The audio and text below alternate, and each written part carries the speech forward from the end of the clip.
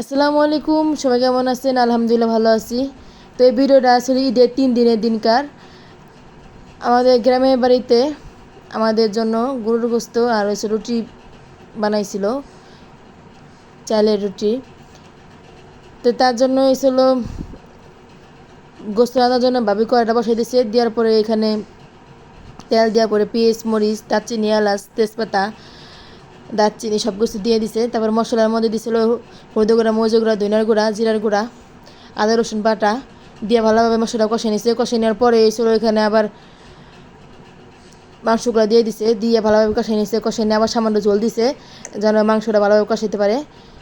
তারপরে মশলা ভালোভাবে কষাই আবার জল দিয়ে দিচ্ছে তরকারির জন্য। তারপরে কয়লা নামাই থুয়া এই চুলাইতে আবার পাতিলে গরম পানি দিয়ে দিছে। দেওয়ার পরে এনে চালের গুঁড়ি সিদ্ধ করে নিতেছে। তো চালের গুঁড়ি অনেকগুলো হইব, তার জন্য মুট করে দিতেছে সিদ্ধ করার জন্য। তারপর সবগুলো মুট করে দেওয়ার পরে ঢাকনাতে ঢাকা রাখছিল। ঢাকার পরে সামান্য পানি কতক্ষণ নামাই রাখছে। তারপরে হলো নাকরের সাহায্যে সবগুলো দলা ভেঙে দিতেছে।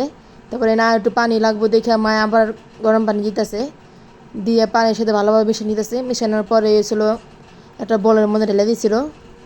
পরে আমরা ভালোভাবে মুইতা নিছি। তো মুইতা নেওয়ার পরে দেখেন মা কি সুন্দর সুন্দর রুটি বানাইতেছে।